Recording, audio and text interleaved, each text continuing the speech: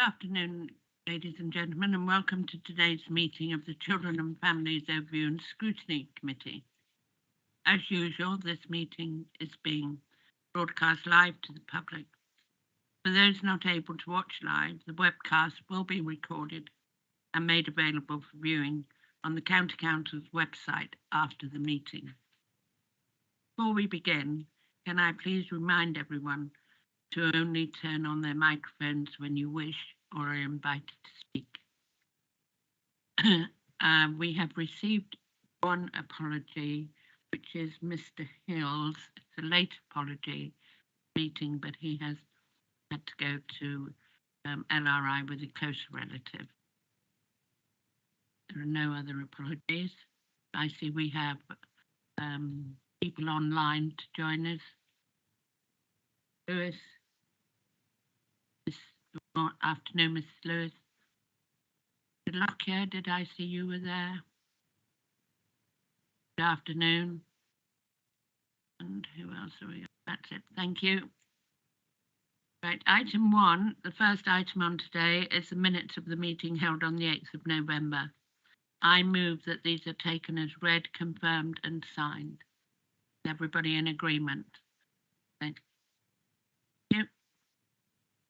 Item 2, question time. And I have received a question today from Mrs. Whiting. Would you like to come and join us, Mrs. Whiting? There we are.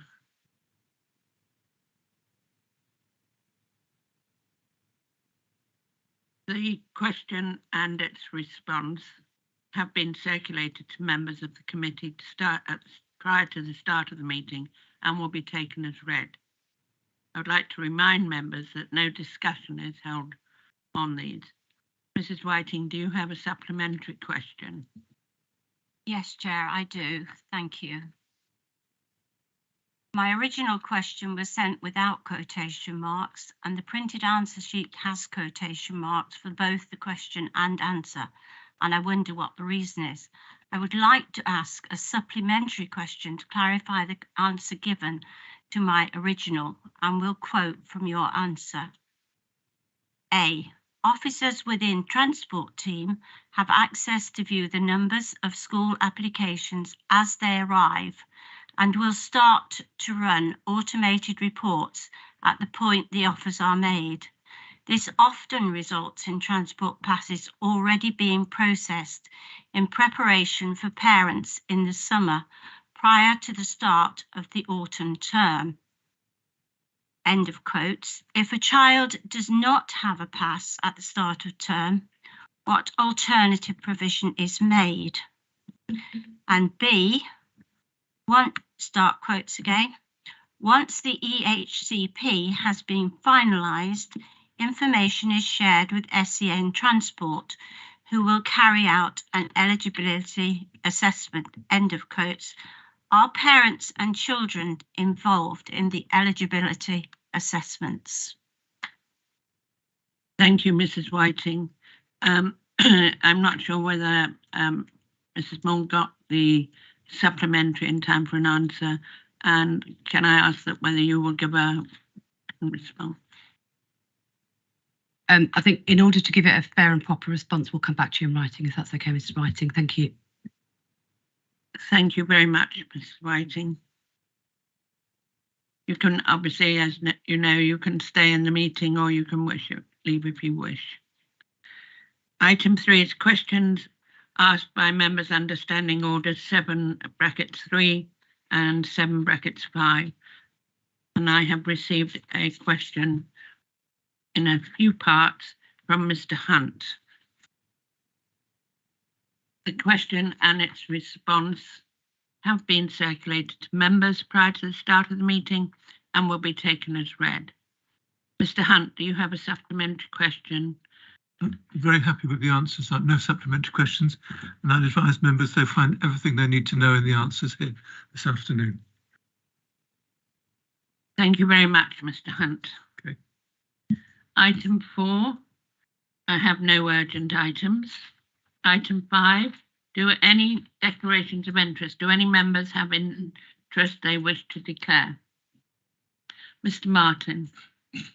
With the I'm sorry. With the next steps of after the area re-inspection, the Leicestershire Centre, which I chair, are fully part of the process. So I just wanted to declare that I am a chair of that, and we are fully part of that team that is doing the next steps. Thank you. Item 6 is declaration to the party whip. Do any members wish to declare the party whip? I don't believe so. Thank you. Item 7, I have not received any petitions. Item 8, we're then moving on to the first substantive item, which is the report on the medium-term financial strategy, 2023/24 to 2026/27, and it commences on page 15 of your agenda packs. I'll just stop there a moment. Mr. Hunt.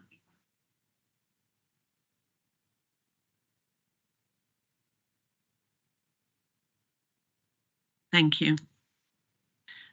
Members should have received a copy of the process suggested for dealing with the budgetary proposals, and we will discuss each section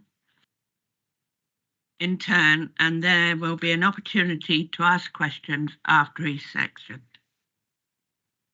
Jane Moore, the Director of Children and Families, will present the report. We also have Sarah Bricknell and Jenny Lawrence from Corporate Resources who are here to assist in the answering questions.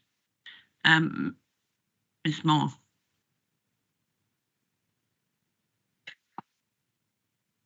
Thank you, Chair. So the paper that you've got in front of you highlights the implications of the medium-term financial strategy for the Children and Families Department. Just before I go into some of the detail, just a little around some of the children's care reforms that are on the horizon. Last year, there were a number of reviews that impacted and will impact on children's services. That's the independent review of children's social care, the national review into the murders of Arthur Lavinia Hughes and Star Hobson, and the Competitions and Market Authority report into the children's social care market.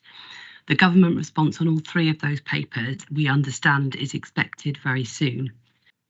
Moving on to service transformation, demand for children and family services continues to increase, with a growth of 28.6 million projected as a requirement to meet the children and family services needs before any intervention. And this primarily arises from demographic growth and also as a result of that then increased need for social care. The pandemic and also the cost of living crisis have also provided some additional challenges for this department, which are likely to be far-reaching as the effects of both are having a cumulative impact on families across Leicestershire. So in response to these pressures, we've put together a number of fundamental transformation programmes, the Defining Children's and Family Services for the Future programme and the Transforming Centred Inclusion in Leicestershire. The focus of both of those programmes are around continuous improvement and positive outcomes, as well as ensuring that support provided through the department is financially sustainable. Just moving on to departmental efficiencies. This programme of work is looking to identify some further savings, usually similar smaller efficiencies in services, and primarily looking at how we do our back office support, as well as some other areas that aren't in scope of the other programmes that I've just mentioned. In terms of the proposed revenue budget, the proposed budget for 23/24 is set out in paragraph 20, and the total growth proposed budget for 23/24 is 276 million for children's social care, plus 494 million for the dedicated schools grant budget. And the proposed net budget for 23/24 totals just over 100 million. And we've set out in paragraph 22 how that money is distributed across the services in the department. And you'll see there that the primary spend for the department is in and remains in children in care. In relation to any other changes and transfers that we've got within the budget, the net budget does increase. The increase is now total 3.8 million. Those were made during the 23-24 financial year, and they're updated now and appear within the updated original budget. And we've detailed in paragraphs in 23, exactly what these cover. There are also a number of other savings that are being proposed through the partnership we have with Barnardo's through our Children's Innovation Partnership, and I'll come on to that in a little more detail when I talk through the savings. So just a bit more detail on two of the major programmes that we've got running within the department. The first one being the Transforming Send and Inclusion programme, which is a new approach to the delivery of our High Needs Development Plan, which members will be aware has been running for some time. And the programme is going to focus on a number of key areas. Some of it around system transformation, so that's how we work with schools, how we work with our early years providers, and how we support the development of an inclusive culture, and how we understand what inclusive practice looks like. There'll be a focus on service transformation, and that's the transformation and close look at the services that we deliver within the County Council, how we identify needs, how we make decisions to assess and confirm placements and plans and the like. The third strand is digital and performance, and the fourth strand is around communication and engagement, both in terms of how we share the developments of the programme, as well as how we engage and communicate with our stakeholders across the system. So the overall objective of the TISL programme, Transforming Send and Inclusion Leicestershire, seeks to improve the local send system for children, with specific focus on outcomes for children and young people with special educational needs. And we want to make sure that we establish compliant and sustainable ways of working for the future that are also aligned to the need to address the financial challenges within the high needs block funding. The second major programme is the Defining Children and Family Services for the Future, strand 2. Members will be aware that we delivered a programme last year focusing on, again, social care. The Defining Children and Family Services programme 2 follows on from that programme and is again looking at how we future-proof our children and family services for children so that we make sure that we've got the right interventions to meet the need delivered in the right way. And then finally, we've got our Children's Innovation Partnership, which I know members have had reports on previously, which is a partnership that we have with Barnardo's that's looking at different models of delivery for providing care for our children who require residential provision. And we've developed two strands of that. One is a assessment and resource team, and the second strand is around how we are managing the delivery of provision in children's homes as well. So I'll pause there, if I may, to take questions. Do I have any questions? No?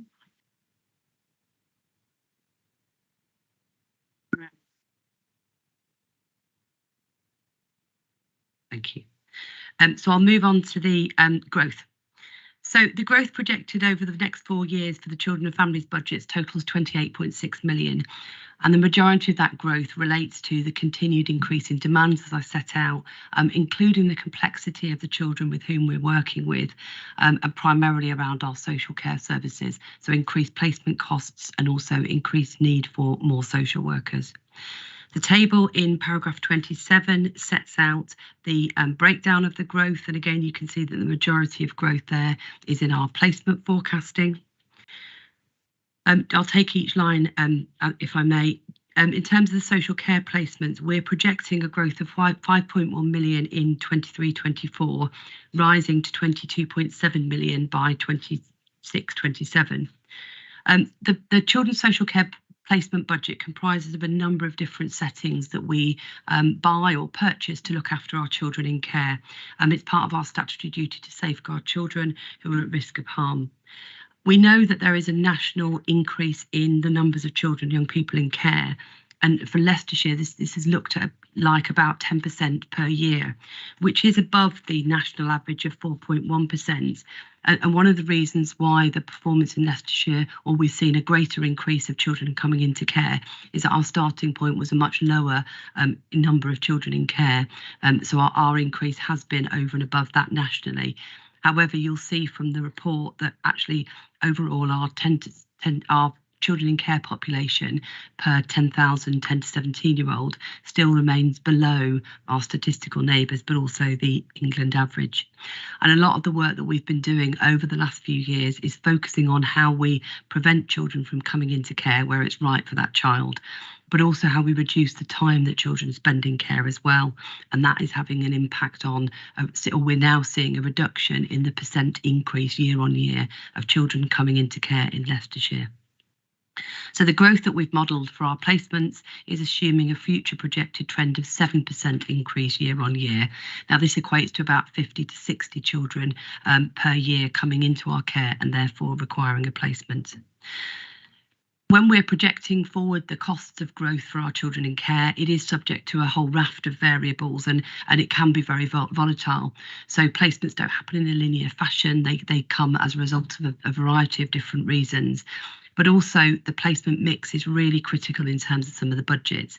So placements within residential settings cost a lot more than placements within foster care provision. So there's a whole myriad of issues that impact some of the increases or growth that we're projecting. One of the particular increases that we have seen is an increase in the number of court-ordered parent and child or parent and baby assessment placements. We've seen a higher than ever amount of those placements being driven by the focus currently on keeping babies and their parents together whilst we undertake an assessment going forward. Another critical factor in the growth of our placements is the increase in the average cost of placements.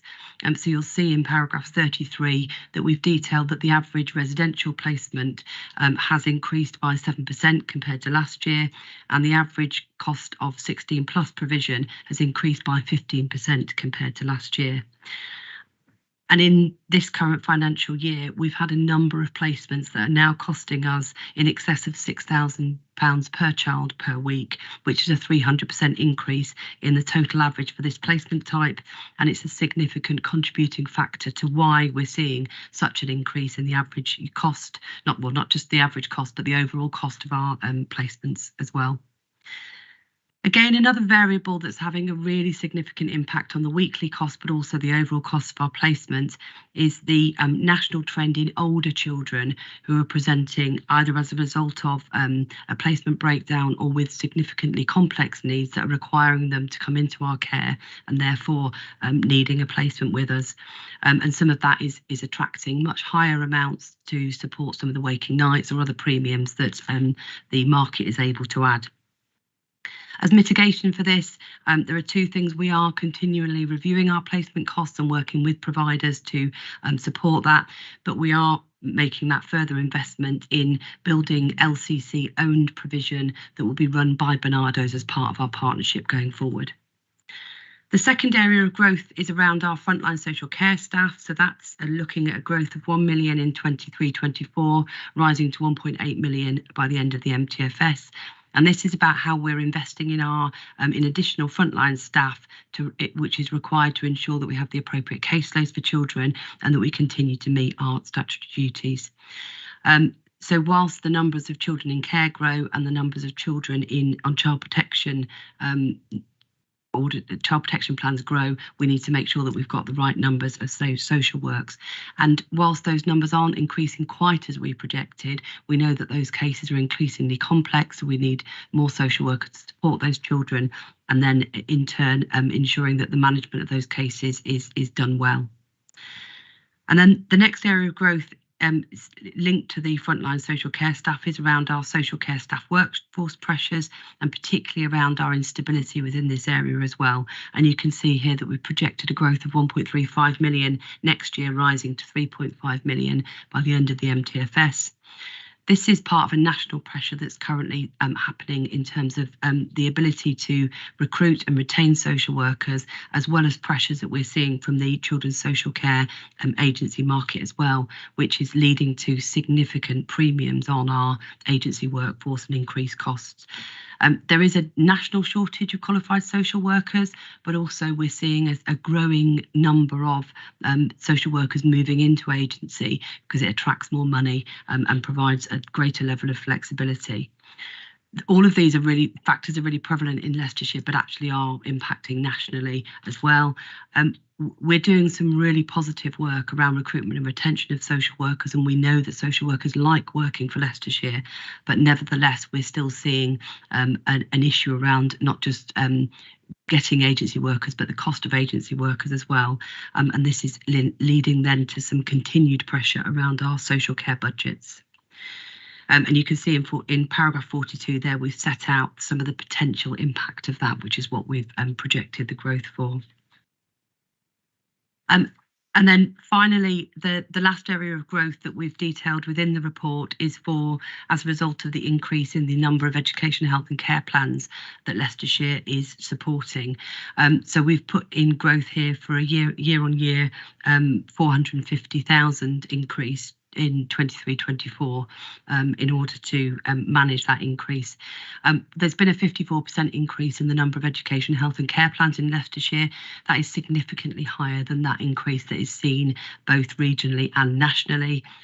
This has meant that as a result of the not enough staff within the service to support those EHCPs, there is a delay in undertaking education, health and care plans, which not only means that we're not meeting statutory deadlines, but inevitably has a significant impact for our children and families with special educational needs and disability.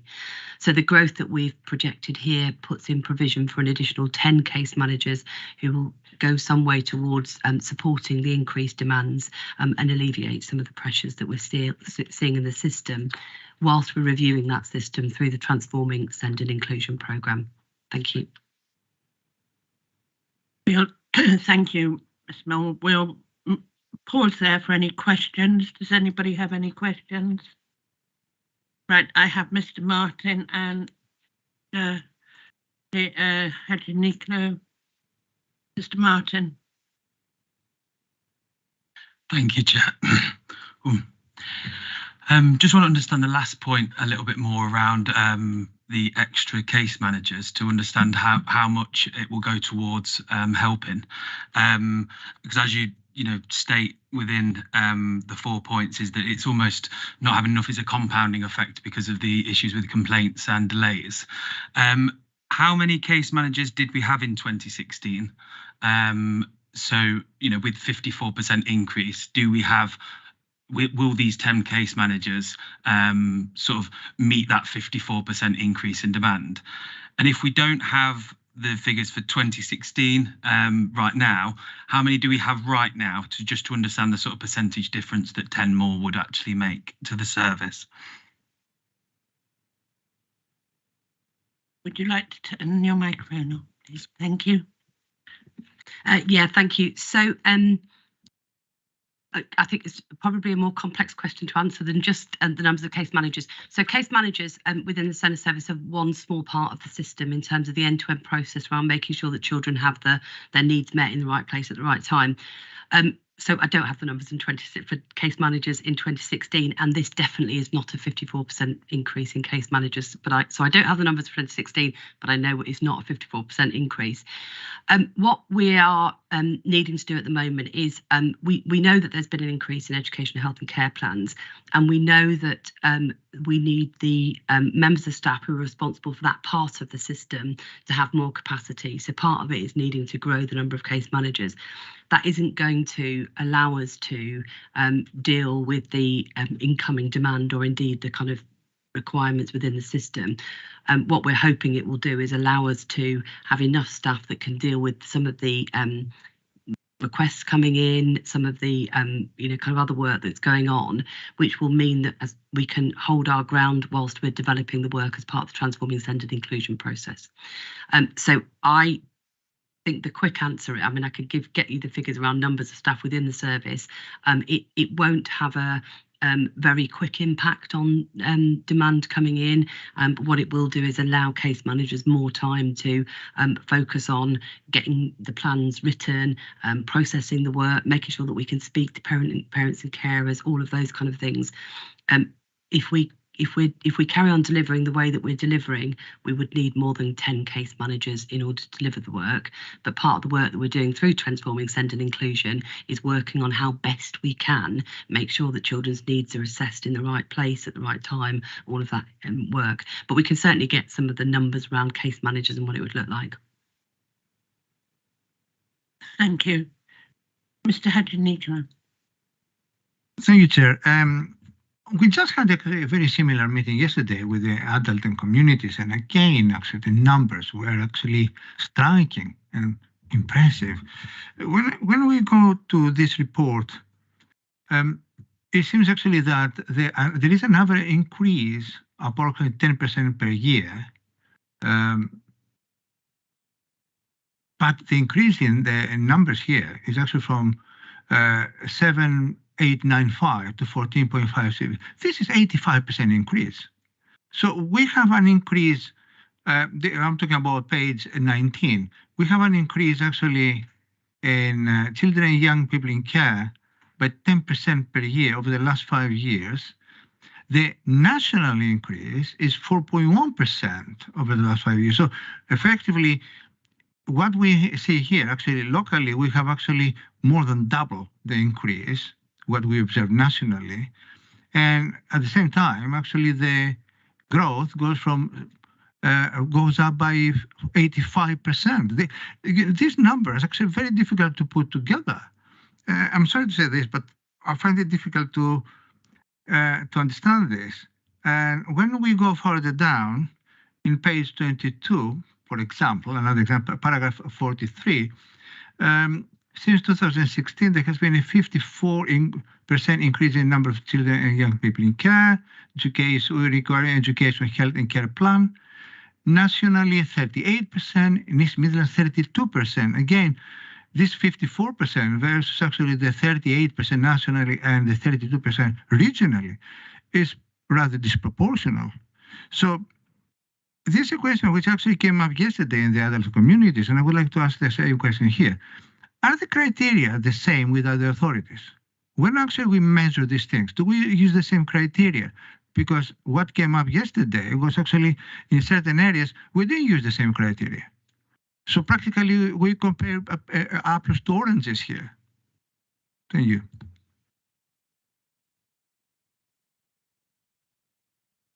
If I pick the first one, I'll pick the first question up first, which is the question you asked about at the bottom of page 19 around the social care growth. You're absolutely right. The growth in the amount that we think we're going to spend is not proportionate to the growth of children in our care. So the figures don't add up. You're absolutely right. And part of that is because the growth in the cost of children in our care is based on a whole set of factors. So some of it is to do with where we need to place those children, the complexity of those children, the age of the children. So that the number of children coming in won't be, or percentage growth in children coming in won't be proportionate to the percentage growth of costs of those children. And we've outlined some of the reasons for that in paragraphs sort of 30 to 34 about why the children in care placement growth is so complex, and it is disproportionately high and certainly higher than the 10% growth in children that we're seeing.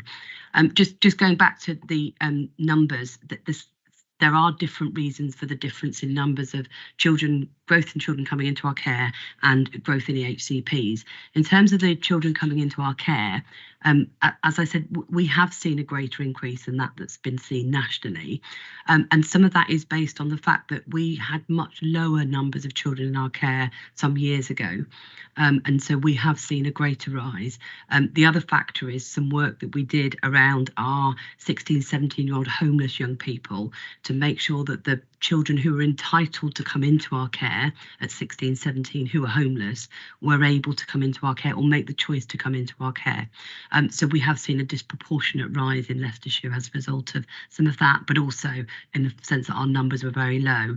In terms of our children in care, we are projecting that increase will slow down. And you can see again from the paper that we had an increase of 8% last year, and we're now only projecting an increase of 7%. So that's our children in care. Moving on to the education, health and care plan, you're right, we are disproportionately higher in our increase in education, health and care plans than in other parts of the country. So you can see that we've had a 54% increase, whereas in England they only had a 38% increase, and in the East Midlands 32% increase. Again, there are a variety of reasons for this, and just going to your point around thresholds, I think both with education, health and care plans and social care, we don't apply different thresholds, partly because they are set statutorily. They are things that we need to apply and stick to. But actually what we know about in Leicestershire is that there are a number of different factors that are driving some of that demand. And one of them is the historically Leicestershire schools are not as well funded as other schools across the country. And what that's meant is that the ability for schools to be able to offer some of the specialist support that's needed, be as inclusive as they probably would want to be, is limited significantly by the amount of funding. And what that's led to then is a move to parents and carers understandably seeking an education, health and care plan to provide that support, rather than potentially that support being delivered within the school setting. So that's the historical picture for Leicestershire. We are catching up on school funding now, but actually historically there hasn't been as much support available that will enable schools to be as inclusive or offer the kind of provision that they've needed. And we think that might be why we're seeing a higher increase in education, health and care plans than in other areas. Thank you. Mr. Smith.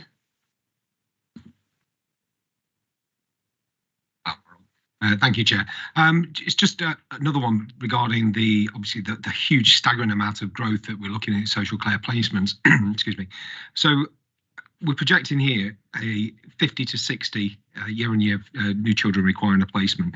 Is there anything that we, as the authority, we can do with early intervention to stop this from coming to fruition? Really, it's obviously going to be cheaper to look after these children and identify early where the problems are, because these children are probably already known to us, than it is by putting them into placement much later on and seeing the budget grow.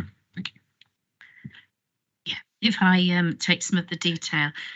Yes, we are working really hard and continue to work hard across our early help services to ensure that support can get into families early, and wherever possible and where it's safe to do so, that children can remain at home. We have, as well as part of our Defining Children's Services for the Future programme, looked at two key models that will support us with some of this work. One of those is around our Edge of Care. We are going to call it something different, but the working title is Edge of Care. So that's about dedicated workers, family intervention workers, workers that can offer that practical parenting support and direct work to work intensively with families who may be experiencing some struggles where it's possible to do so to prevent children coming into our care. The underlying health warning to all of that is obviously if for a safeguarding reason it's not safe for a child to be at home, we obviously don't want to delay decisions and leave children in an unacceptable risky position. So that work is taking place and is being rolled out and embedded within the service. The second key part of the work is linked to how we best utilise the skills and experience of non-social work staff to work alongside social workers to support families who are classed as children in need. So they are the families that require a level of support from our services, can be short-term support or longer-term support, but actually it's about that more earlier intervention, supporting families to build that resilience and to successfully, in as many cases as possible, enable them to go on and successfully parent their children. So they are two key areas of work that will support our work to prevent, wherever possible, children coming into our care.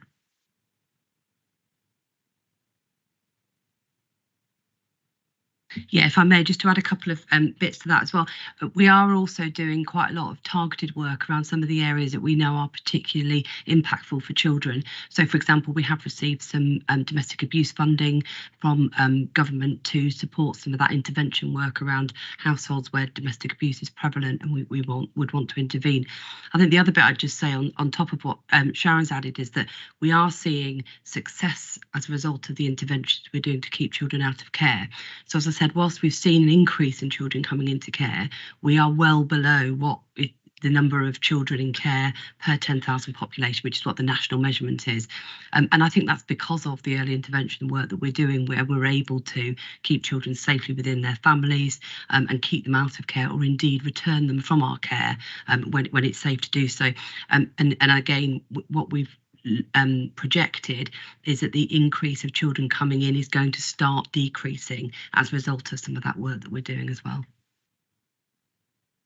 Thank you. Yes, certainly. I was just going to clarify the numbers really in terms of the demographic growth for next year. So even though we've put 5.1 million in for demographic growth for placement growth, it grows. The actual net amount, if you looked on Appendix A, the one that sets out all the budgets, you can see under the children in care, our actual net budget goes from 50 million to 53.8 million. So there's only a net increase of 3.7 million out of that 5.1. And that shows the difference of the interventions, certainly for next year and over the next 4 years, of the things that Sharon and Jane have sort of identified, really. So that growth is a sort of do nothing before the interventions, and then those interventions are making a difference. Thank you very much. I see no more. So, oh, sorry, Mrs. Lewis. That's fine. Thank you, Chair. First of all, I think it's really important to acknowledge that, well, indeed, we all acknowledge the significant challenge that the local authority, Jane and her team, are facing in respect of the situation with SEND, and to offer, first of all, our thanks and support to Jane and Alison and others. I think, well, we know that an education and healthcare plans are not dished out like sweeties. You know, a large number of professionals have to agree that a child or young person's needs can only be met through the provision identified in an education and healthcare plan. And I wonder to what extent Jane and the team feel that investing in additional case managers is really going to get underneath the assessment process that I think so important. We know there's a shortage nationally of educational psychologists, but there are a range of professionals who can contribute to the educational healthcare needs assessment process that can really give parents and carers and professionals some assurance and confidence that their child's needs can be met appropriately in mainstream provision, whether that be with an education healthcare plan or not. So yes, just to sum that up, Jane, I'd be really interested to hear, to what extent are you also seeking to invest in that assessment needs process as distinct from additional case managers? Because I actually think we need to be probably doing more educational healthcare needs assessments in order to bottom out this issue that we have in Leicestershire. Thank you very much, Chair. Thank you. Thank you, and thank you, Carolyn. I think that's an excellent analysis of kind of where we need to get to, and certainly what the some of the issues are in the SEND system. So you're absolutely right that the investment in case managers, I guess it's what I was trying to describe earlier, isn't going to be the thing that will solve the delays in the system, or indeed making sure that the right children get an EHCP as well. The investment in case managers is primarily around how we can kind of add some capacity into the system. And as I said, that in order for us to get the education, health and care plan process working properly for children, it takes far more than the case managers within SEND to do that. So I absolutely agree that there is a national issue around the availability of educational psychologists. We have recently invested in some capacity around educational psychologists as well, because we know that part of the delay is as a result of the educational psychology capacity and our ability to undertake those needs assessments. But I absolutely agree. one of the things that we need to focus on, and indeed is a focus of the Transforming Send and Inclusion programme, is around how we make sure we get the assessment process right so that children's needs are identified adequately in order to decide whether an education health care plan is the right option for a child, or indeed their needs can be met in another way. But sitting alongside that, we need to make sure that the funding that is required to support children is going into the right places to make that right. So I absolutely agree. It's a whole system issue as opposed to just investing in one part of the team. I'm optimistic that the increase in case managers will go some way to support some of that, but the Transforming Send and Inclusion programme is taking a much wider view, as you've described. Thank you. Thank Mr. Martin. Thank you, Chair. We discuss a lot about comparing to our neighbours about the difference in percentages, and this sort of worries me in terms of making direct comparisons. Some educational health and care plans can cost as little as a couple of £1,000, and some can cost upward and above of £100,000. And Mr. Smith, talking about early intervention, are you sort of worried by making these direct comparisons? Because if you had more plans that cost cheaper because of early intervention, it would actually save the system a lot more in the long run. So to base our decisions solely around the number of EHCPs is actually probably the wrong way to go when we're trying to meet the needs of Leicestershire children. Yeah, absolutely, and I think there's not a linear answer, is there? So you're right. It could be that we could have a load of really brilliant education, health and care plans that actually aren't even funded and that identify brilliantly the needs of children and how they can best be met. So the number of education, health and care plans doesn't necessarily equate to the amount of money we're spending. Nevertheless, we do know that we're spending £10 million more than the budget that we're given. So I think there's a useful comparison in terms of understanding where we sit in terms of increases in education, health and care plans, but I don't think we can take that as a linear thought process. We then need to understand why do we have more education, health and care plans? You're right. Are we really good at having education, health and care plans that aren't funded, but they do really support children? Are our education, health and care plans more expensive, and are we getting what we're paying for? All of those things. So you're absolutely right. I don't think it's helpful for us to look at it in isolation. However, the bottom line that we do know is we are seeing a greater increase in demand, and we don't at the moment have the right structures or resources in place, therefore, to meet that demand, and that's not good for children. So part of the Transforming Send and Inclusion programme, again, is looking at the whole system, how we can make sure the right children get their needs assessed in the right way and then are issued with a plan, as well as some of the costs associated with the delivery of those plans as well. Thank you very much. Do you want to move on to the next section, Ms. Moore? We've done service transformation revenue proposed. I think we're on to savings now, which commences on page 22, just the bottom two paragraphs, and then the bulk of it starts on page 23. Thank you. Yes, so moving on to savings, and we've touched on some of these already, but we've set out the detail of the proposed savings over the course of the MTFS on page 23 there. And you can see that they total 1.5 million in 23-24, and they rise up to 12.5 million over the course of the MTFS. I'll go through each of the areas just to kind of outline some of the detail behind the savings and how we are seeking to reduce spend in those areas. So in terms of the defining children and family services for the future phase 1, you'll see that there's 1.2 million in there, rising up to 7.2 million. The main focus of these 4 areas are around how we look at our early intervention packages, how we look at how we support children earlier on to prevent the need of those children escalated into higher cost services. We've got a focus in the Defining 1 programme around our timeliness of interventions, so making sure that we're delivered in a timely way as part of the children and young people's journey, and again making sure that those needs are met at the right time and by the right team. The third strand of the Defining One programme is around our settings, so making sure that our children are who have to come into our care are placed in the most appropriate setting to meet their level of need.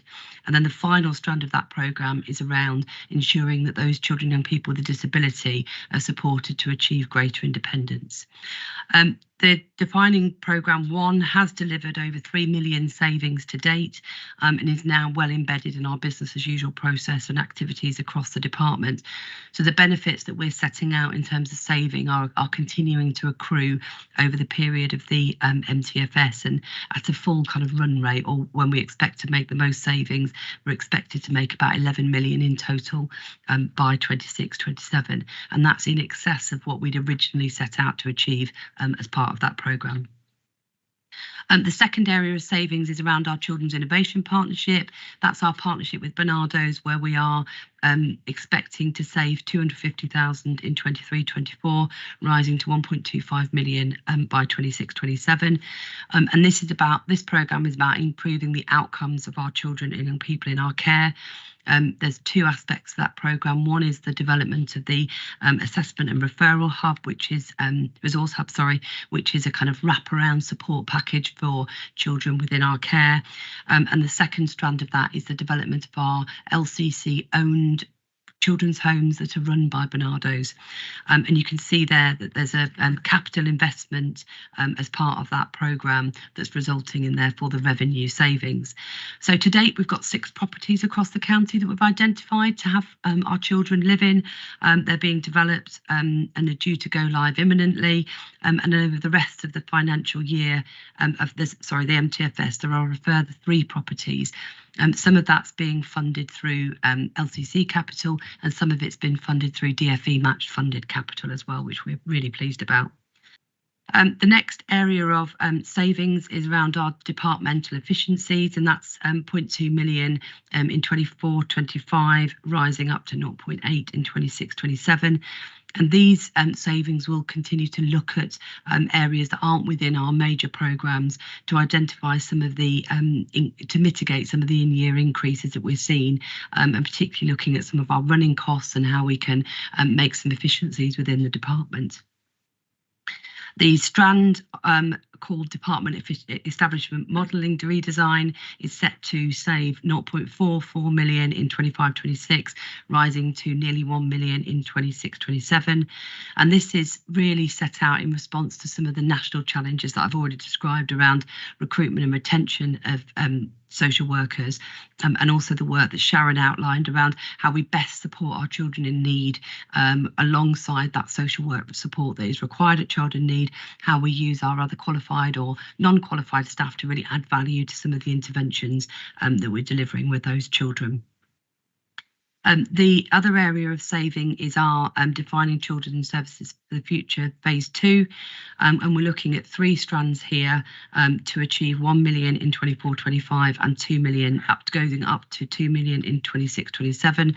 And we're looking at how we improve sufficiency and support for our children or our young people who are leaving care, looking at our offer around short breaks, and looking at those families where we are repeatedly removing children, and whether there's any intervention we can do to prevent those families from having their children repeatedly removed. And then the final 2 are savings lines. So one of them is around looking at an alternative model to deliver our work around anti-bullying. We're primarily doing that through the non-recruitment of a vacant post that we've got. And then the second line there is reviewing our virtual school provision. So we're just having a look at how we can refocus some of the statutory elements of what we're required to deliver, alongside ensuring that the education of our children who are in our care continues to be supported. And then we've got a number of other savings under development as a result of some of the wider requirements needed as part of the MTFS. And we've detailed in paragraph 65 some of the areas that we're considering there and are looking at in terms of developing possible further savings to sit alongside those that I've already identified. I'll pause there. Thank you. Thank you. Do we have any questions? Mr. Martin. Thank you very much. My questions are CFA and CFA 9 the anti-bullying and the virtual school. The virtual school, I think, do some absolutely fantastic work. As it says, is to improve the education of children in care by supporting children's schools and carers and social workers to help the young people do their best. How much of an impact will this have on these children? I don't know what the original budget is, but 355,000 is obviously a substantial amount of money. And how much will this reduce the work that they can do with these very, very vulnerable children? The second is around the delivery of the anti-bullying. It says an alternative approach. In the substantive part of it, it says it's the non-recruitment of a vacant post. So is there a plan and action already in place about what's happening instead of that vacant post, or is that just we're not having that service anymore? And if so, who will the care of obviously these again vulnerable children fall upon? Thank you. So if I pick that one up first, in terms of the alternative approach for delivering anti-bullying, this is a team that don't do direct work with children, I guess is the first bit to say. This is a team of, was 2 people, it's now 1 person who is working with schools to support the development of their anti-bullying work. What we're doing, we don't have an answer to your question at the moment because we're working on it at the moment. That individual is now part of a wider team, and we're looking at how we utilise the resource within that wider team to continue the work we do to support anti-bullying within schools. So we're looking at an alternative way of delivering it as opposed to just kind of reducing a team by 1. So it's merged within a wider education team, and we're looking at the role of that team is about how we support schools with their anti-bullying policies, as opposed to working directly with children who are being bullied. In terms of the review of the virtual school provision, it is a significant proportion of the budget coming out, and we're currently looking at the moment about how we can achieve that with the least impact on our children in care. So you're right, the virtual school does deliver a brilliant service for our children in care, as do our schools who are responsible for the delivery of that education. So at the moment, the head of service and those involved in the delivery of the virtual school are looking at how we can best mitigate the impact of the reduction in budget. So at the moment, this is a proposed line in terms of delivery, and we're looking at how we can deliver that whilst making sure that we don't then reduce the kind of service that's having the biggest impact for our children in care. It's part of the significant challenges we've got around needing to take money out of the budget to meet the MTFS savings. So for all of these lines, we're doing a very careful look at the impact on children, but invariably, that there are savings that need to be made. I see no further questions. Would you like to continue with, I think next one's dedicated schools grant? Yeah, thank you, Chair. So the dedicated schools grant remains calculated in 4 separate blocks, and we've set those out in paragraph 66. So there's the schools block, which is broken down into the school formula funding and the school growth. We've got the central services block, the high needs block, and the early years block, and you can see that the total estimated dedicated schools grant for 23-24 is just over 641 million. So in terms of the schools block, the schools funding continues to be delivered by the national funding formula, and 23-24 is due to be the first year of transition into the direct schools national funding formula. The local authorities at the moment are further restricted on the content of their local funding formula for schools, and are only able to use the national funding formula factors to move within 10% of the national funding formula values. This doesn't have any implication for Leicestershire because we moved some time ago now to following the national funding formula fully. The 23-24 schools block element of the DSG is 493.6 million, and that represents a per pupil increase of 1.8% per pupil. Within the schools block, local authorities also receive funding for the initial revenue costs of commissioning some of those new primary and secondary school places, and we have 2.8 million, but you can see as set out in paragraph 71, the number of primary and secondary places that we've got coming online will inevitably exceed some of that growth funding that we are given. It does remain possible for local authorities to transfer up to 0.5% of the schools block DSG into the high needs block. We need to do that following consultation with the Schools Forum and with the approval of the Secretary of State if Schools Forum don't agree, but we're not proposing such a transfer in 23-24. Just a little bit on the school funding formula. The national funding formula delivers a minimum pupil amount of funding, and you can see that this that currently it's at 4,405 for primary and 5,503 for Key Stage 3, rising to 6,000, just over 6,000 for Key Stage 4. In addition to this, and in order to respond to the economic crisis, the DfE did announce a new mainstream schools additional grant for 23-24. For Leicestershire, it totals 17 million, and it increases the overall level of schools funding by 5% per pupil. The additional to the increase of the national funding formula and the mainstream schools additional grant, the pupil premium rates have also been increased by 5% as well. But just to note, whilst the national funding formula is based on the 2022 school census, funding for local authorities is based on the pupil characteristics recorded within the 2021 school census.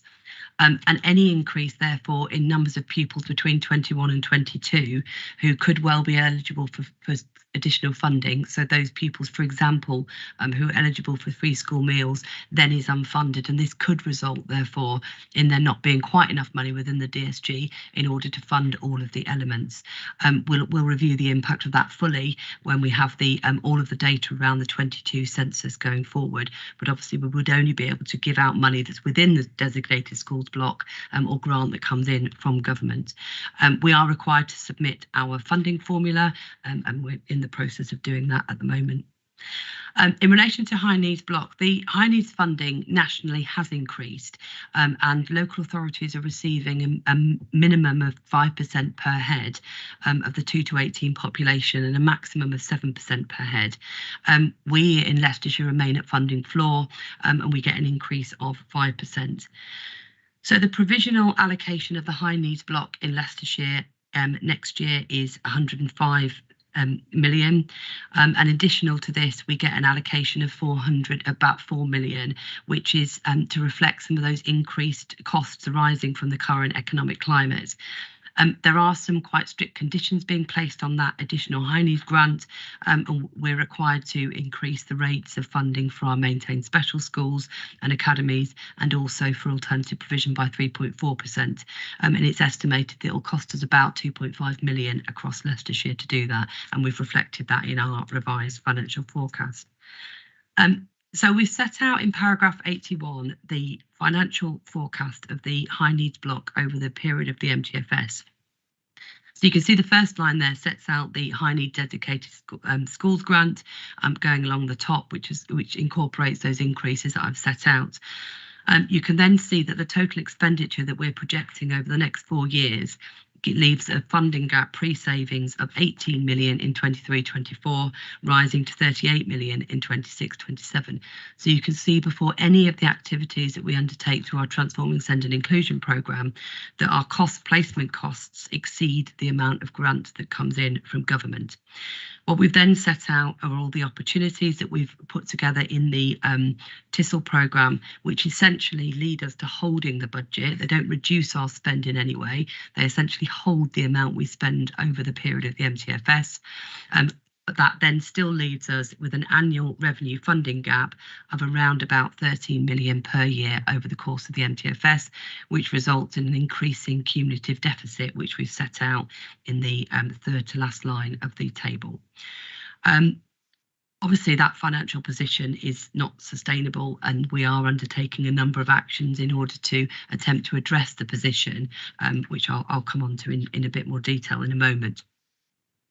Part of that was an exploration by a strategic partner who had a look at our spending, our way of working, kind of undertook a diagnostic, which then pulled together a number of opportunities where we could work more smartly to deliver better outcomes for children and try and pull some of our spend back in line with that's given us by government. But as we've set out, we're still not anticipating to achieve that, even with the delivery of nearly £24 million worth of kind of pullback of funding.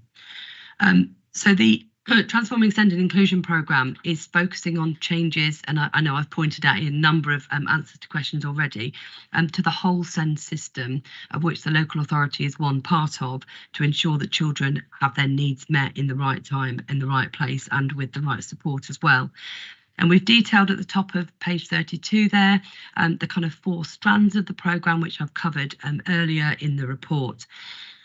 So based on the current trajectory of growth, so what we think will happen in terms of numbers of children coming in and where they will require placements, the programme we think will deliver about £32 million worth of what we're calling financial benefits in up to about 28-29, with about 21.5 million delivered through this next 4 years.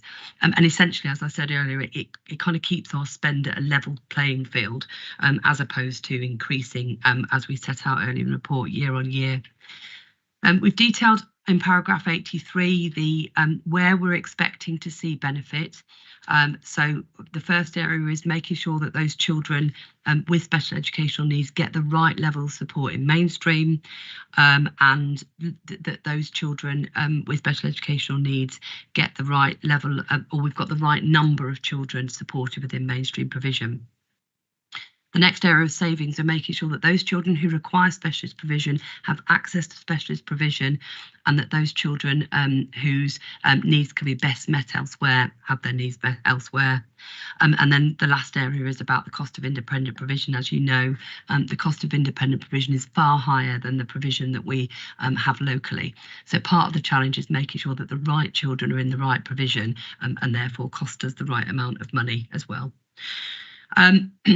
We are, as all local authorities, are required to carry forward the Dedicated Schools Grant as an unusable reserve, and we're only allowed to contribute to the Dedicated Schools Grant if deficit, or indeed if we had an underspend, with the approval of the Secretary of State.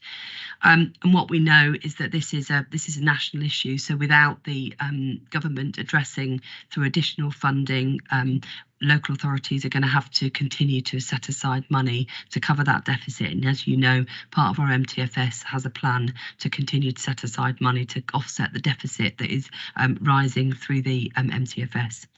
But actually, at the levels of expected growth that we're projecting, obviously that's completely unsustainable for the county council to continue to do.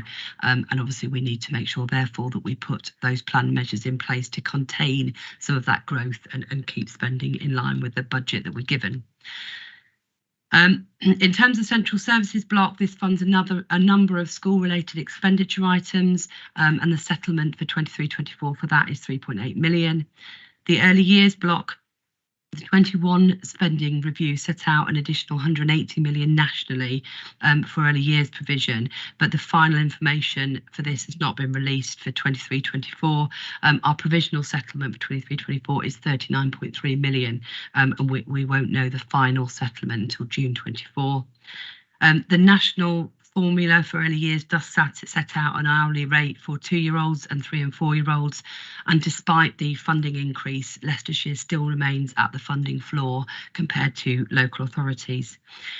We did record a deficit of 4 million on the early years block in 21-22, and we continue to have dialogue with the DFE about how we recover that deficit, and make sure that we can implement that over the period of the MTFS, and we're currently preparing some options on how we deliver that. Again, I'll pause there, Chair. Thank you. Thank you very much. Mr. Hunt. Thanks very much, and thanks to the officers for preparing the budget in a very, very difficult year. And we've heard about some of the areas where vulnerable people will be affected negatively.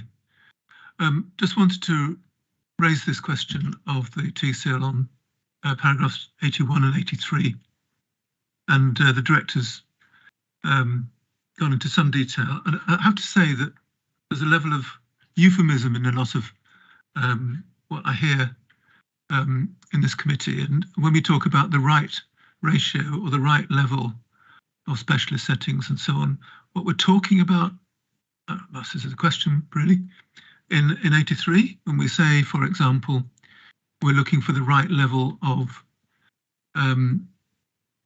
children in specialist settings, we're looking for the right ratio of children supported by the County Council. We're talking about cutting the budget as far as we can on the advice of our strategic partners, which is Newton Europe, isn't it? Who we pay £1.5 million for the pleasure. So my question is really, if we can explore these euphemisms a bit more, right level, right ratio, and so on, to say whether they are going up or down, and what the effect is.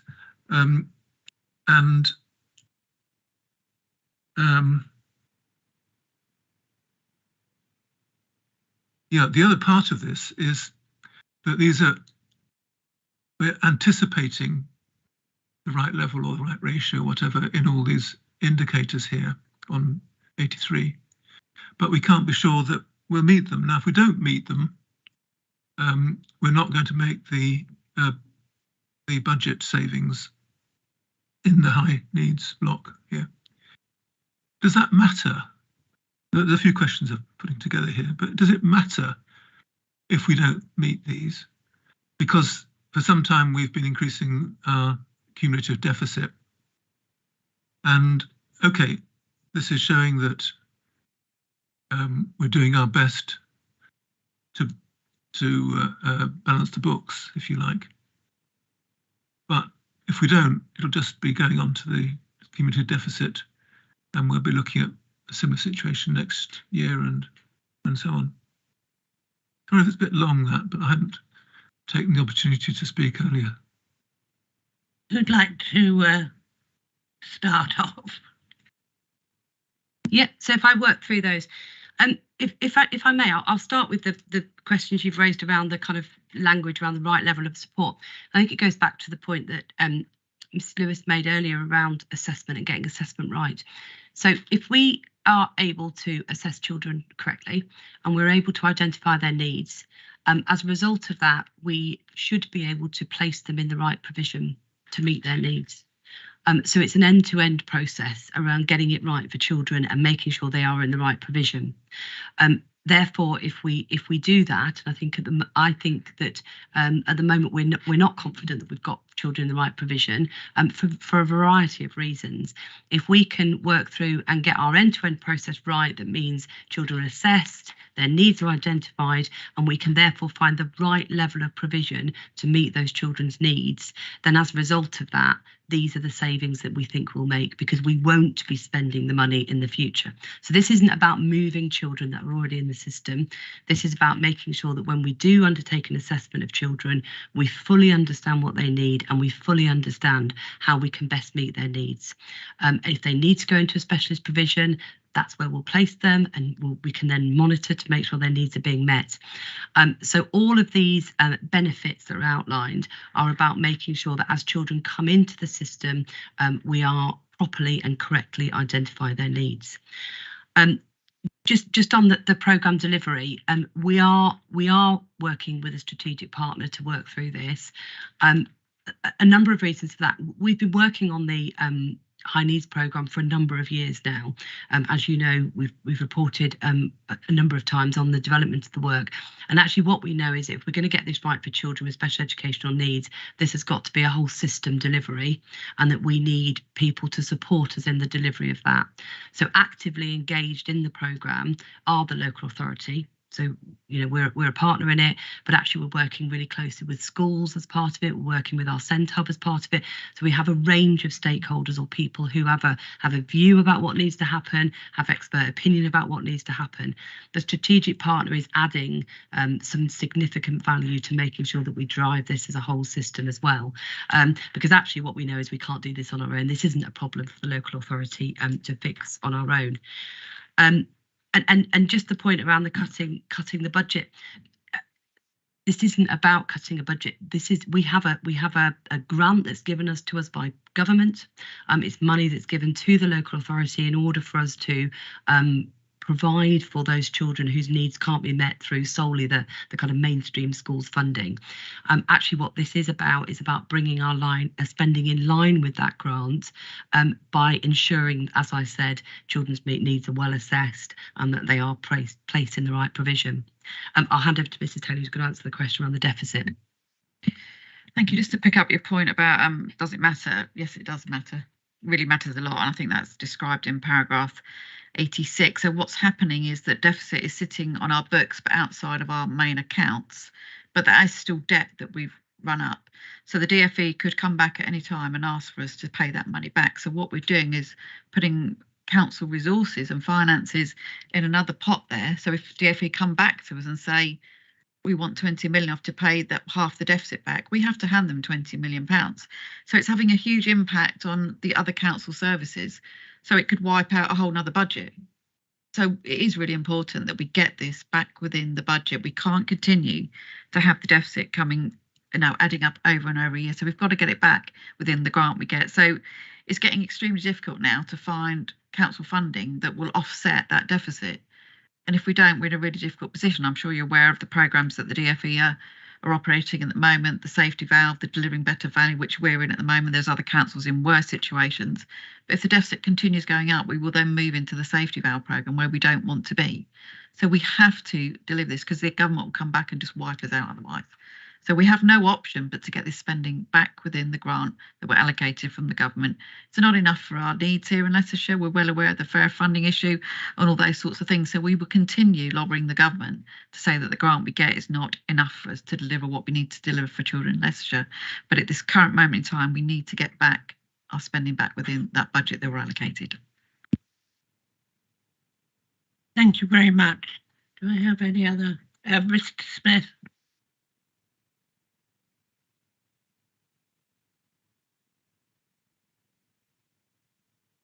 Thank you very much. 2 points. The first is the justification of is that it's an end-to-end system and that once we understand the child's needs, therefore we can put them in the right place. What happens if we understand the child's needs and they need more special schools? There is a presumption in these figures that if we understand children more, then provision will reduce. And therefore we will have more children in mainstream schools, less in special schools, and the absolute golden ticket of less in independent special schools because they charge an exuberant amount of money. However, just by understanding children better, there isn't this natural ability to reduce the provision need. So what will happen if when we understand the children better, we actually realise that more children need a special school and more children need more provision. So I'd like to comment on that as a first point. And second point is I think earlier on you sort of put it that because of the flooring of funding for Leicestershire mainstream schools, that Leicestershire mainstream schools couldn't give the correct level of inclusion, the correct level of support to send children and the right interventions that they would have liked. TISL, one of the main things that they try to achieve within system transformation is specifically working with them schools. It says here in the 4 projects that support for schools, early years, inclusive culture and visibility of inclusive practice. As you made the point earlier on that schools can't do that given the funding for mainstream schools. Can TISL in any way force schools to be more inclusive, or is this just guidance? Because one of my biggest worries about the programme is that some of the absolutely excellent work that is being achieved right now, and I really do commend the officers for the work that is happening, is that can we implement it? Can we tell mainstream schools that are in a horrendous financial situation anyway to just do better on inclusion because we told them so?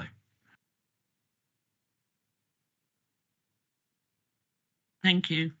Thank you. Yes, if I pick up the first question around the assessment of needs, that's a really good point, actually, because I think there's something about knowing more and therefore how do we meet needs. What we know from the piece of work that was undertaken late in 21, kind of into 22, so the partners that we now had a look at a number of the children that were currently within our system. And through some of the case reviews, some of the have a look at assessments, actually what they identified was that some of the children within the system, through case reviews, conversations with parents, conversations with schools, could have their needs met in a lower kind of tier of provision as such. So all of the financials within here are based on that really deep analysis we did of the current children we have in our system. So the hypothesis that we're working from is that actually we have a number of children in provision that perhaps they don't need that level of provision. They're there because there's been no other provision to meet need, or whatever reason. So we think that with better assessment, we can identify needs of children earlier and then meet their needs at a kind of lower tier as such. So you're absolutely right. It could lead to a kind of big assessment of children and therefore, higher spend. Actually, from our diagnostic or from the look that we had, we don't think that's the case. And we think that there are some children who are currently in independent provision, potentially whose needs could either be met in mainstream with support or within some of our area special schools. Now, as I said earlier, we don't want to move those children, their needs are being met. But two things really. One is that we need to make sure, as I said, we assess those children, test all our children effectively so we can identify need, but also that we continue to reassess children, because children's needs change. It could be that a different provision could better meet their needs, all of those. And at the moment, our system isn't agile enough to do some of that. So I think it's a fair point, because in knowing more, we could spend more. My view has always been, if we get assessment right for children, then outcomes will follow and money will follow. So I'm optimistic that we will get it right for children, and in turn, it'll end up being more cost effective and we'll be paying the right amount. In terms of the floor funding for mainstream, again, I think it's a really good point and a really good question. So, as I said, historically, Leicestershire schools funding hasn't been in line with other schools. What we now, with the new national funding formula, is lifted school funding to be much more equal across the country. We can't force schools to be more inclusive, no. And actually the whole premise of the Transforming Send and Inclusion programme is about working with our partners to secure change for children. Now, so we are working with mainstream schools about how they can be more inclusive, how they can continue to be as inclusive as they are, how they can build on positive practice. And so far, we've had some really good response from mainstream schools who are keen to work with us to get it right for children. I think alongside that, one of the other opportunities that we're looking at is how we use funding differently as well. So at the moment, again, we've got a really linear system for funding. So it's almost that we chase the funding with the education, health and care plan, or we manage funding in a different way. So one of the streams of the programme is looking at how we fund more effectively, which means we get it right for children. We fund outcomes for children. We don't fund, some of the things that we're delivering. We fund outcomes for children, which in turn might mean that there is more money available to support some of that inclusive practice in schools, which is far more cost effective and far better for children in the long run. So, in back to point, no, we can't force mainstream schools to do much of things, but actually I think there's an appetite in Leicestershire to get it right for children at the earliest level, and we're confident at the moment our schools want to work with us to support children. Mrs. Taylor. Thank you. I think that was just a key point of what the whole TISL programme was around, your point saying we can't tell schools what to do. We don't want to tell schools what to do. What we want to do is work with schools to get a system that works for everybody with all our partners. So that's not what the TISL programme is about. It's not us telling our partners what they should and shouldn't do. It's about us all working together for what's best for children. So I think that is a key point of what the TISL programme is. So I think you've hit the nail on the head there. We're not going to be telling schools what to do. It's about schools working with us and all our other partners working with us to see what we can do within the budget that we've got and how we can do it better. So that for me is a key point of the TISL programme.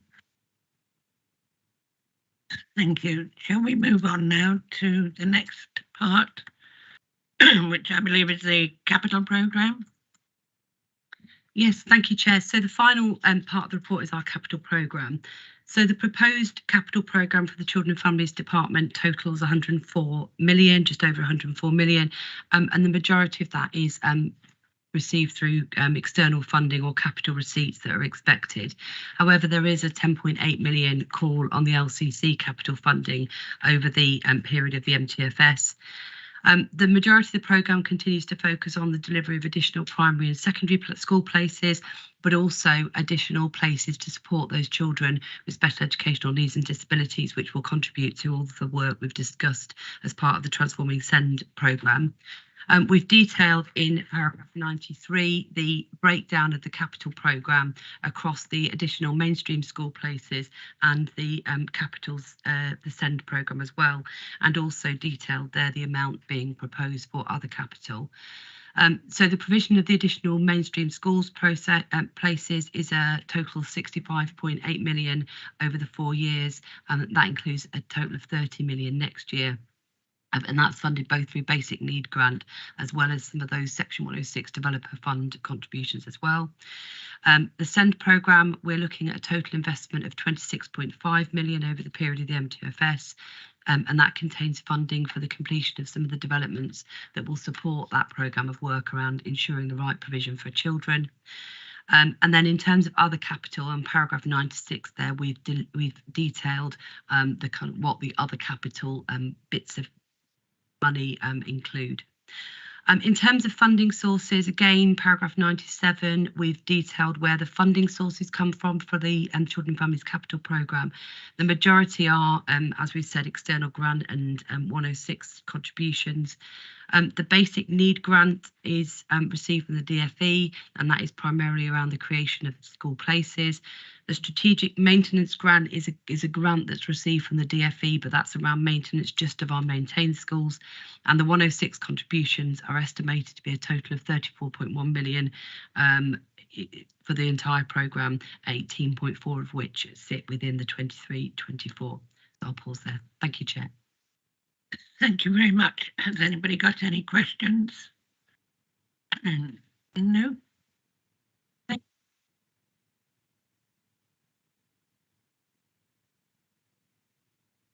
That's taken quite a long time and a very good discussion, and I would like to thank Jane and the team up there very much for providing us with so much information. I'm sure other questions eventually may or may not come out of it.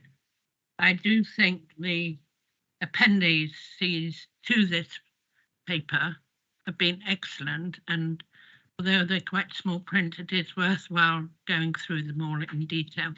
So thank you very much indeed.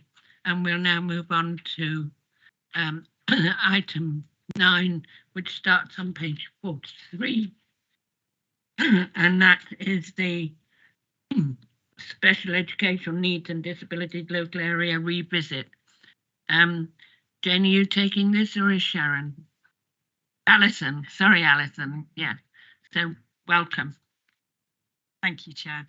Yes, I'll take you through the report following the SEND revisit, just highlighting the purpose, speaking to some key points in there, including the next steps. So the purpose of this report was to share the findings from the local area SEND inspection that we had. The original inspection report was conducted in early February 2020, and the outcome of that was judged to find that there were 2 areas of action. One of those areas of action was the joint commissioning, the absence of a clearly defined joint commissioning strategy for the 0 to 25 SEND provision, and the other was on the systematic weaknesses of the education, health and care plans. We subsequently had a revisit in November 2022, and that was again at midpoint of November. The outcomes of the revisit focused on those 2 key areas of action from the original inspection in February 2020. The findings of the revisit identified that the absence of a clearly defined joint commissioning strategy for the 0 to 25 SEND provision, that there was sufficient progress made. Within the systematic weaknesses of the education, quality and care plans, there was not sufficient progress made in that. So the one area does remain as an action for us to take forward.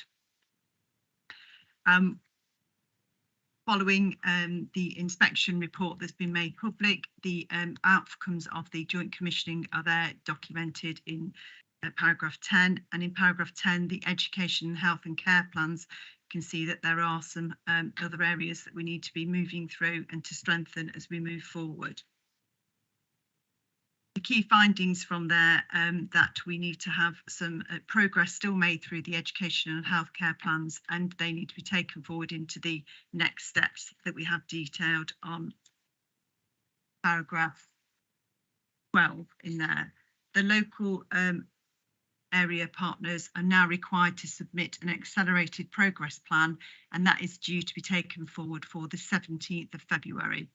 We are working with the partners included in that, which involve health colleagues, social care colleagues, and representatives from the centre to provide a written action plan that needs to be accelerated and form part of the move forward.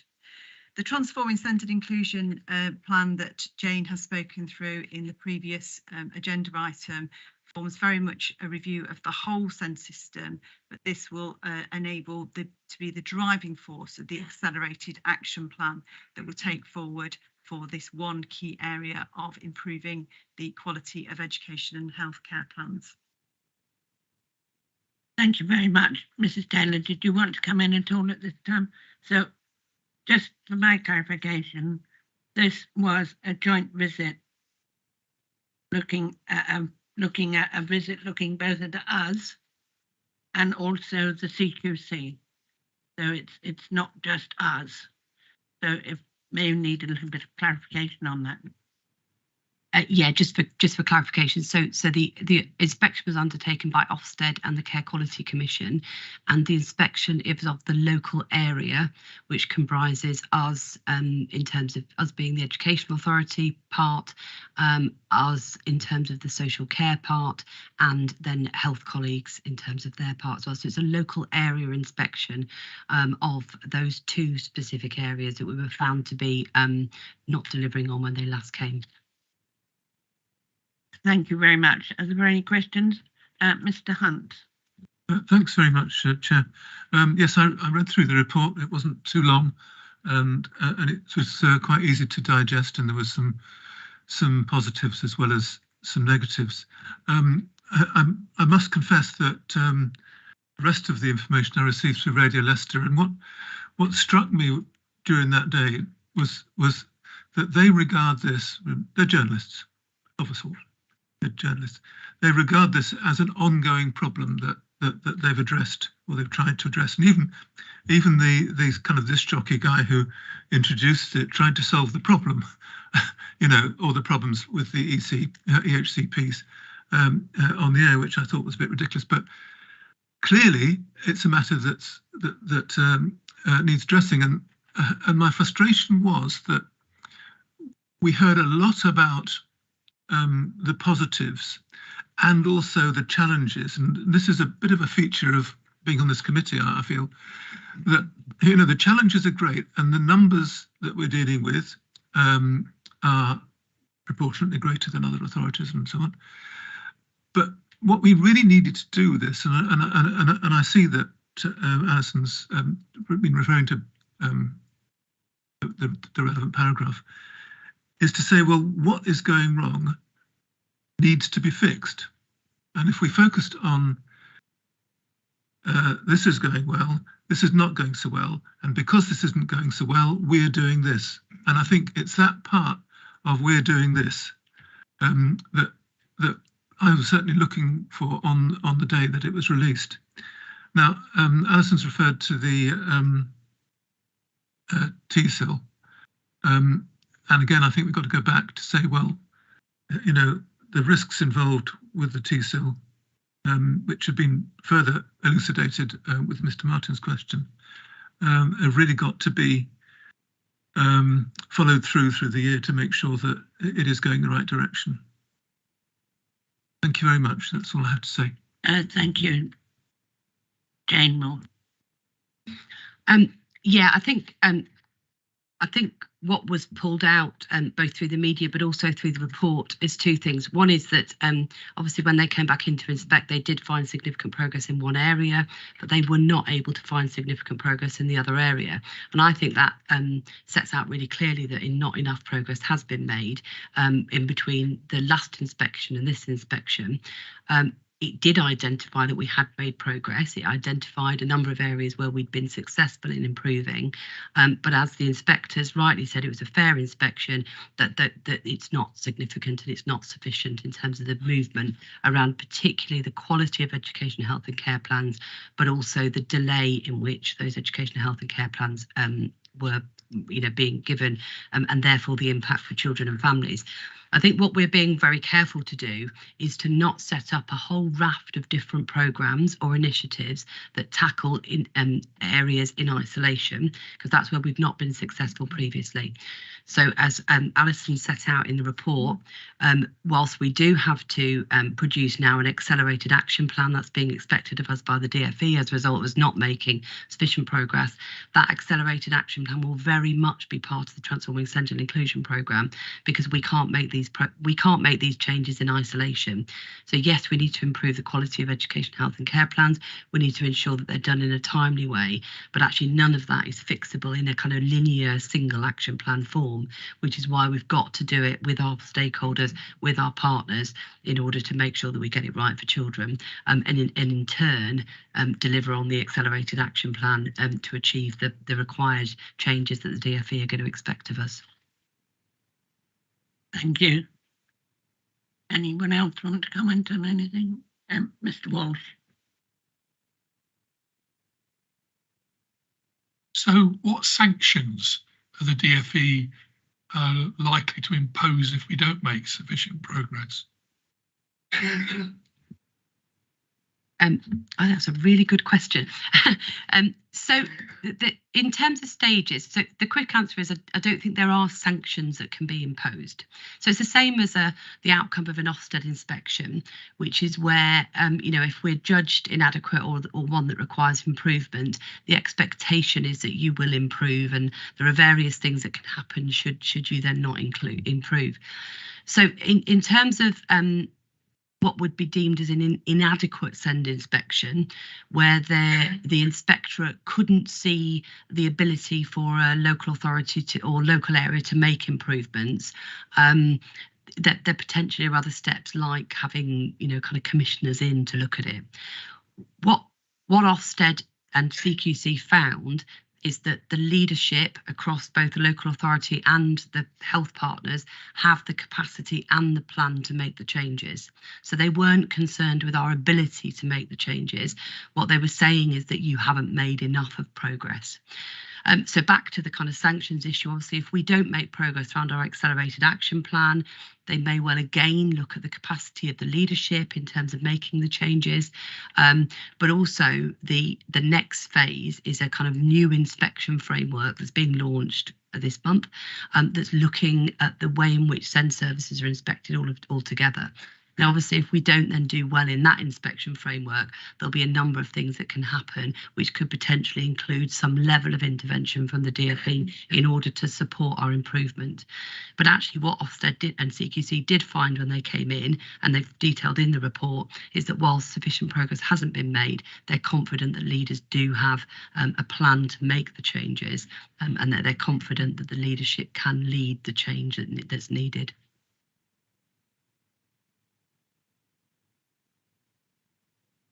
Mrs. Lewis, did you want to come in? I did. Thank you, Chair. This perhaps feels a little bit of a harsh question. It's around that communication and engagement piece, really. All the feedback that I get from school and trust leaders is that the deep level of frustration around the timing of expected improvements, and that isn't always being communicated by officers on the ground. So I think high level comms around this is good. We understand about the TISL programme, we understand about, an extensive mapping programme to really try and do a root and branch reassessment. But on the ground, this isn't getting communicated sufficiently well to dial down anxiety and frustration, both on the part of schools and parents and carers. And I hope that's not seen as too harsh and too critical. There's just a very real sense that I get from my interactions with schools and with parents and carers that there's real frustration that the when is this going to be better? It seems out of reach. Thank you. Thank you very much, Ms. Lewis. Jane Moore. Yeah, and I agree with you, and I think that's indicative of the challenge as well in the system. So this isn't the position that we're in, and again, this is reflected nationally, is not a quick fix situation. I think there's a couple of things.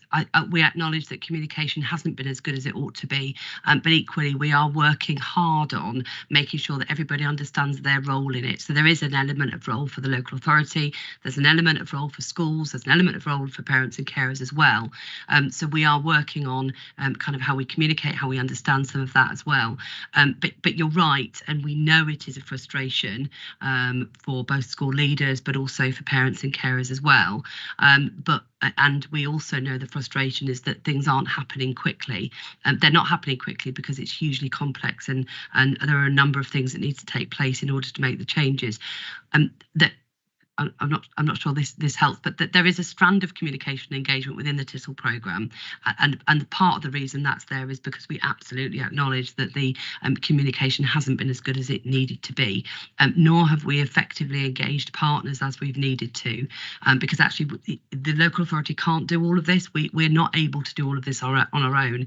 We do need to engage with school leaders, we need to engage with parents and carers as well, but I absolutely acknowledge that, and part of what we're doing within the programme is setting out some of the kind of expected timescales for when we expect things to be looking different, feeling different, all of those kind of things. But absolutely acknowledge what you're saying as a key issue. Thank you very much. Mrs. Taylor.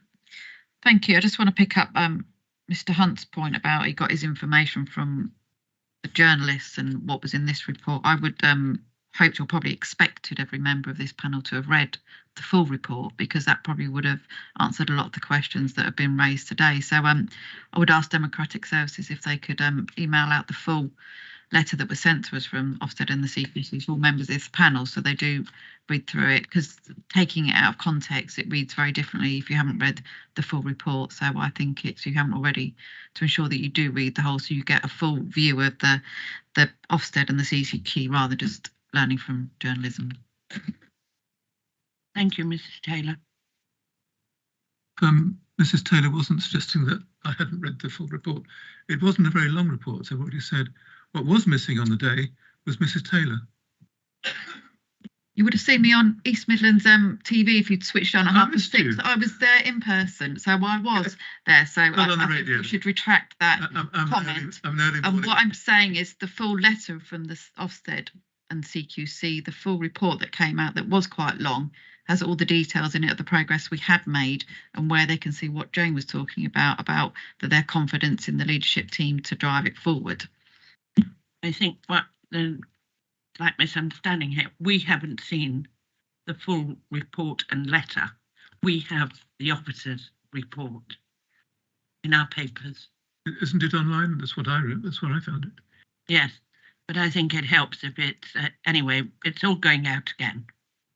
But I think it's not quite correct to say that Mrs. Taylor wasn't involved. She was involved heavily.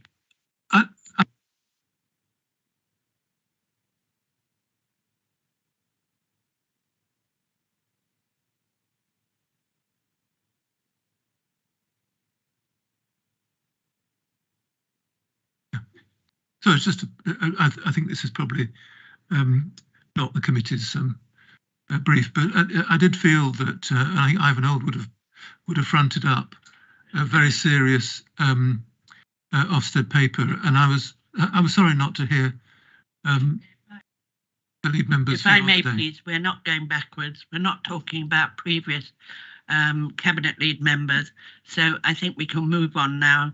And as there are no more questions, I'd like to move on, please, to item 10. Thank you very much. Thank you, Chair.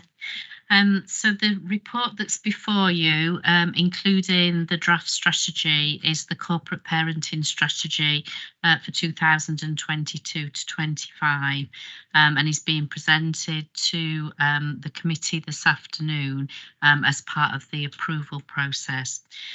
So paragraph 2 of the report outlines the corporate parenting strategy is the framework for the role of local authorities and their relevant partners as defined in section 10 of the Children Act 2004 in the application of the corporate parenting principles as set out in section 1 of the Children and Social Work Act 2017.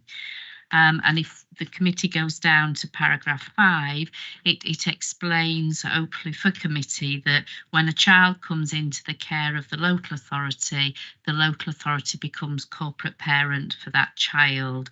And corporate parenting as a phrase refers to the collective responsibility of elected members, council officers and partner agencies to work together to provide the best possible support and safeguarding for those children in our care and care leavers. So Leicestershire's corporate parenting board works together and brings together all of these key individuals to provide a forum in which children and young people attend, children in care and care leavers, that is. They provide a co-chair of that board and co-chair that with Mrs. Taylor as lead member, and have a very strong voice and influence around the work of the corporate parenting board. There are 7 corporate, if you move down to paragraph 8, there are 7 corporate parenting principles introduced by the Children and Social Work Act. Those principles are embedded in our promise. So in April 2019, the County Council launched and signed up to our promise to our children in care and care leavers. And the pledges within that promise are outlined there at the report at the top of page 51. So the voice of children and young people fundamental to the delivery of our services and support to them. We, as part of engagement on the revision and revised corporate parenting strategy, have ensured that we've spoken to our young people and care leavers through a number of forums, but including the Children in Care Council and SIPAC, which is the support for young people after care. So they have seen, they know what's within the strategy, and they are pleased with the support and the promise that's made by ourselves and elected members to how we support children and young people. So the draft strategy is there for members to see and read, and obviously I'm happy to take any specific comments on the strategy. Thank you very much. I think it's most important that all councillors, it's laid out on page 68 of the draft report as to what we as elected members, and I'm addressing the elected members now, to fulfil their responsibilities as corporate parent in the 7 principles, and they're listed out there.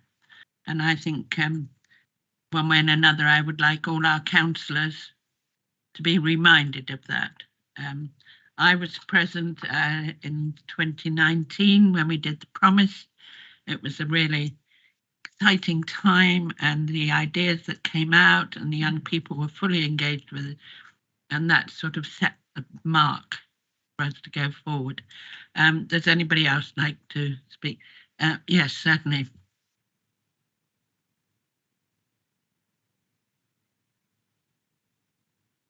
Thank you.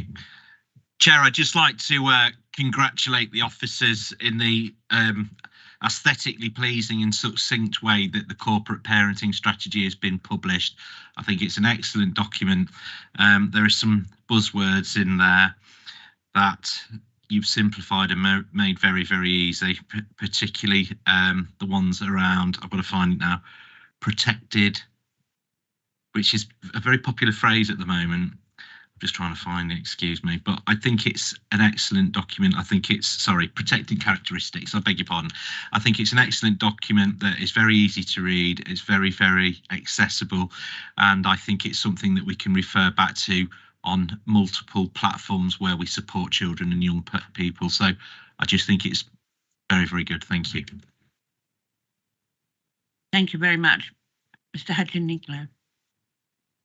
Thank you, Chair. Yeah, I agree. It is a wonderful document, very, very nicely put together. However, but when we go actually to page 75, what success will look like? Of course, you see, you put your outcome measures here. Now, in the outcome 5, I think actually for me this would be extremely important to monitor very carefully, because you see, these children go through, care through, and we have the responsibility. But how do we measure the outcome? Do we have actually a system in place, or we're thinking of putting a system in place to measure actually the incidence of suicide, drug abuse, of the criminal record in this subgroup of population, and do we have a benchmark to compare actually with other children, just to measure our success and our failure? And of course, you see, this is the extreme in the tail, but actually, do we have a system actually to obtain surveys among these people and see how many responders we have and what is the level of happiness, if we have measures of happiness? Thank you. We do have all those things in place. We and can look at that on several levels. So we have monthly performance into our senior management team that looks at some key indicators that would help us look at our success, for instance, around care leavers. So we measure and monitor very closely that our children are living in suitable accommodation. We measure that we are in contact with those children and providing them with the right level of services. And we measure the number of our care leavers who are in employment training opportunities. So we have some very clear performance indicators. We also listen to our young people. So in relation to that outcome 5 with our care leavers, that we ensure their voice on an individual basis as part of their pathway plans, which measure and monitor and look at with them all those things that you've talked around about their emotional well-being, how safe they feel, how secure they feel within their own environments. We have SIPAC, which is supporting young people after care, which is a monthly meeting with no upper age limit for our care leavers to attend as a social event interaction with workers, and can actually talk about some of those things. And we have a care leavers panel where those care leavers representatives on that panel will meet with key officers and lead member to talk about some of the things that are really key for them, that we can help work with them to drive forward. We also, as part of the promise that we've referenced, do an annual report, but that annual report that we are improving each year since 2019 is a very interactive. So as we've tried to put this report together, that if a young person picked it up, it would be easy for them to understand, easy for them to see, easy for them to read. The promise includes podcasts, interviews with key members, so interviews with myself and others, actually testing out what we are like as corporate parents and the things that are helping them. Thank you. Would we have the opportunity to see some of this feedback? Yeah, we can, by all means, we can bring the promise. I'm sure you could listen to the podcast if you wanted to. So yeah, those they are things that are there and are available and are things that we share and test ourselves and measure ourselves against. Mr. Frisbee. Thank you, officers. 9 very succinctly identified protected characteristics there. Is it likely in the future that children in care or people coming from the care section might be actually identified as a protected characteristic in itself in the future? There is a strong school of thought that is that they should, by the very nature of having been children in care and care leavers, be part of protected characteristics, and the responsibilities and duties upon us and our partners to ensure that we support those young people way after the age groups of that were historically the age time that was a cut-off point for our care leavers. There's a legacy. Care leavers have a legacy that doesn't leave them when they leave the care. Quite often we support people who've been from care, and it's a lifelong journey, not something that happens in early years. Thank you, officers. Thank you, Chair. Thank you very much. Mr. Martin. Just quickly, the protected characteristics of the Equalities Act protected characteristics, aren't they? They're in law. It's not something that we could change. These are Equalities Act protected characteristics brought in 2010. Yeah. Yeah, really important point. And we're obviously, you may recall that as part of the care review, the national care review that I reported earlier on is due to report. There is something in there around bringing in the protected characteristic of or making care leavers a protected characteristic. It would require legislative change under the Equalities Act. You're absolutely right. So we're awaiting just to understand whether that is a recommendation that government may well take forward. Right, thank you very much. Very interesting, very good meeting, and I thank the officers and everybody for participating. The date of our next meeting is scheduled to take place on the 7th of March, 2023 at 2 o'clock. Item 12, as stated at the start of the meeting, I have no urgent items. So I would thank everybody here in person, the questions, the discussion, and those that joined us online. Safe journey home. Thank you very much.